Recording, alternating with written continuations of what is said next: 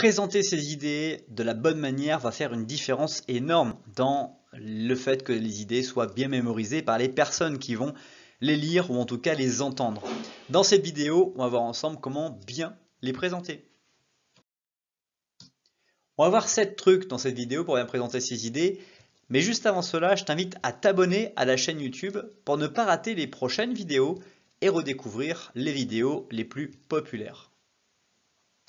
Le premier truc, c'est d'apprendre à connaître les membres du comité devant lequel vous allez présenter vos idées. Savoir quelles sont les idées pour lesquelles ils sont friands et celles pour lesquelles ils sont un peu moins friands. Ceci vous permettra à la fois de structurer votre réflexion et de pouvoir argumenter, choisir l'ordre de vos arguments et de vos idées de la bonne façon qu'ils soient.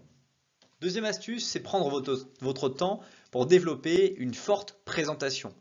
Plus vous allez prendre votre temps pour exprimer chacun des points de vos idées, et en fonction de leur poids dans l'explication et dans le débat, et mieux vous allez pouvoir permettre aux gens de acquérir, prendre en considération ces mêmes idées. Troisième astuce, pratiquer, pratiquer et pratiquer. Il n'y a qu'une seule manière de bien présenter ces idées, c'est de répéter, d'échanger, de discuter, parfois même de s'enregistrer, de réécouter la manière dont on a exprimé quelque chose, pour pouvoir voir comment nous pouvons améliorer notre manière de nous présenter et de nous exprimer. Quatrième astuce, anticiper les questions qui risquent d'être posées. Vous savez qu'en général, un grand nombre de questions vont être posées et très souvent, en fonction du public que vous aurez, elles pourront être difficiles et même heurter votre sensibilité ou celle de personnes qui sont venues vous encourager. Apprenez à les anticiper et à avoir des structures de réponse, quelle que soit la difficulté que les questions réclament. Autre astuce, ne répondez pas si vous n'avez pas la réponse. Il est possible, dans les questions qu'on vous pose, que certaines questions ne sont pas du tout de votre corps d'état, pas du tout dans votre réflexion et dehors complètement de ce que vous avez présenté.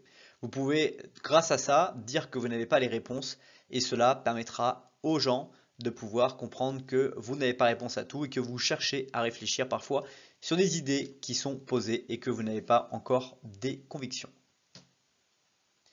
Aussi, gardez un langage simple et clair. C'est un gage de réussite dans vos prises de parole car si vous voulez garder un maximum de personnes dans votre réflexion, présenter ces idées avec un langage simple et clair va permettre à chaque personne qui entend vos idées de très bien se les approprier sans difficulté. Enfin, une des astuces aussi très fortes qui va avoir un bel impact sur votre prise de parole et le fait que vous présentez bien vos idées, c'est de vous arrêter, de quitter au bon moment lorsque vous sentez que tout a été dit et qu'il est temps de passer éventuellement aux questions s'il y a lieu d'être ou de quitter l'assemblée.